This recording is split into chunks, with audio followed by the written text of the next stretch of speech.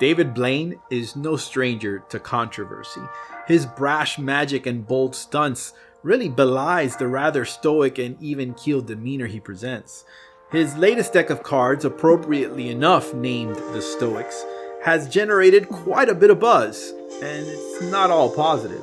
In fact, some say the new offering is one stunt that may have finally gone too far, and I'm about to fill you in on the details. But before we get started, I'm going to give not one, but 3 lucky viewers the chance to judge a deck of the sold out Stoics for themselves. Just make sure to stick through to the end of the video for details. Let's get into it. Released on his web store on Friday the 13th of April 2018, the Stoics quickly sold out as many of Blaine's projects do. The deck is printed by the Expert Playing Card Company and features a new experimental JN finish, modeled after the playing cards famously sold at the gift shop of the historically important Jerry's Nugget Casino in Las Vegas. Additionally, the deck features some very Magic-specific features that definitely should make aspiring illusionists raise an eyebrow and pay attention. And I'll talk more about that in detail in a bit. Over the years, Blaine's playing card offerings have garnered quite a bit of attention from more than just magicians. The decks have proven popular with cardists due to the exceptional handling, with fans of Blaine, of course, who are looking for souvenirs, and of course collectors. A limited edition deck made for Microsoft interns a few years ago, the Create Magic deck, sometimes fetches several hundreds of dollars on the open market. It's that deck that seems to be the inspiration for the aesthetics behind the Stoics deck, starting with stark similarities in the tuck boxes. For some, this is where the controversy begins, with a few claiming that David Blaine is purposefully piggybacking on the popularity of that rare deck, and in the process diminishing the collectability and, more importantly, the value of the deck. The minimalist tuck box uses a white synthetic paper that is touted as being tear-proof. It definitely feels different than traditional cardstock, almost velvety. Some people have expressed displeasure, but I kind of like the way it feels. However, what I don't like is that the material also seems to be a bit more resistant to folding than normal paper, and thus creates a slightly sloppy appearance to the closed box as the flaps don't quite seem to hold tightly. I also noted some ink smudges in places. Here, the front of the box, typically the back on most other tuck cases, features a set of pips printed in reflective red and dark silver foil. The bottom reads Stoics and the center features the embossed form of Blaine's signature logo, the inverted split spade that doubles as the initials D and B. It's not a deep emboss, therefore difficult to spot with just the naked eye and the camera in this case. The top of the box reads First Edition, the sides feature only a small split spade logo. The back of the box is a representation of the back design of the cards, once again very similar to the Microsoft Create Magic deck, with mirrored split spades in shiny black ink encased within a thin black border. It's worth noting this box is completely white, whereas the Create Magic deck features blue on the sides especially. The bottom reads Expert Playing Card Company with the Made in the PRC logo, indicating that they were made in the People's Republic of China, which for many is where the controversy continues. Blaine has traditionally used the popular United States playing card company, the standard bearer when it comes to quality and handling among playing card manufacturers, and many have come to expect that similar level of quality from any cards bearing Blaine's name.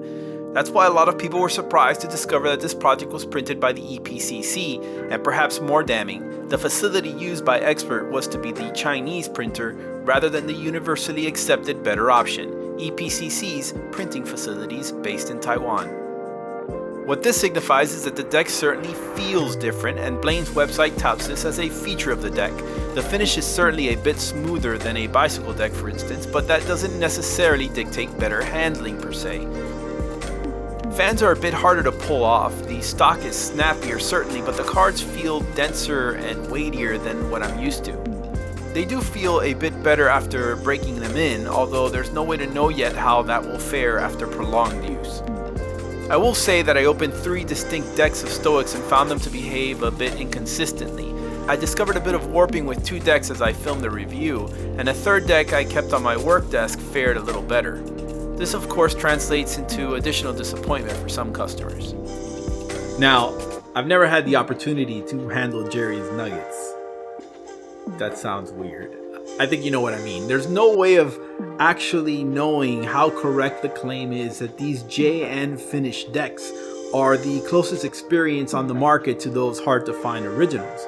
I can tell you that if you own a superior Skull and Bones V2 deck offered by Conjuring Arts, which is another EPCC deck offered with the JN finish, that they feel remarkably similar, if actually not exactly the same.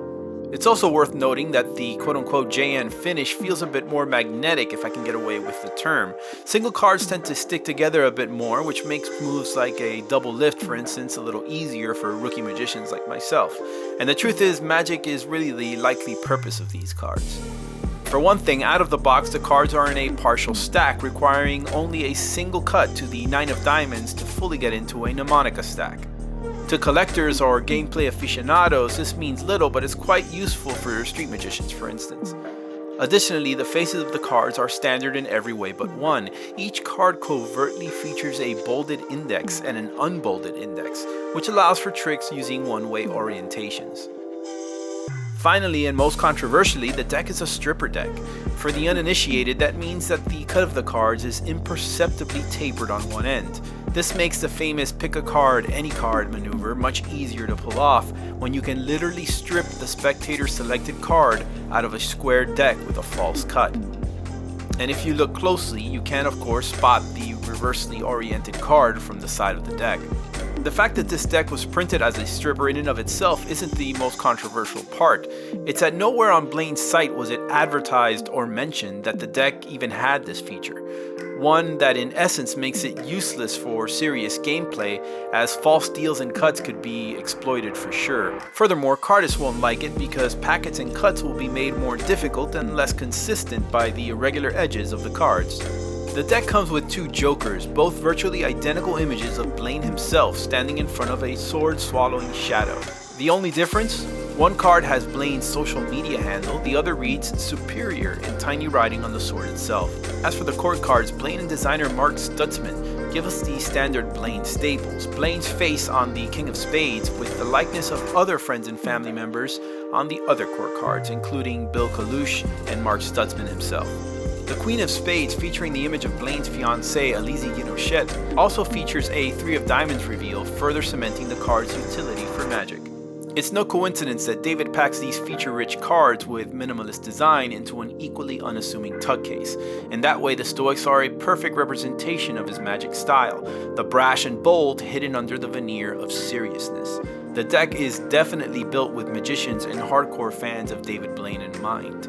Completionist collectors will probably want to pick one up too. The deck is no longer available through Blaine's website, although playingcarddex.com currently has them in stock. In fact, you can actually use the promo code GENTLEMAN10 for 10% off your entire order, not just these cards. But if you want a chance to own the deck for free, here's what you have to do. Like this video, be a subscriber to this channel, and comment below using the word written on the blade of David Blaine's sword, this is the tricky part, in a sentence. Accomplish those 3 feats and you'll be entered to win one of 3 Stoic decks I'll be giving away. Finally, I'd like to congratulate Mihir Patel for winning my Mnemonica Deck's giveaway. Make sure to send me a direct message to claim your prize, Mihir. To everyone else, thank you for watching. I hope you enjoyed the review. I am the Gentleman Wake. See you next time.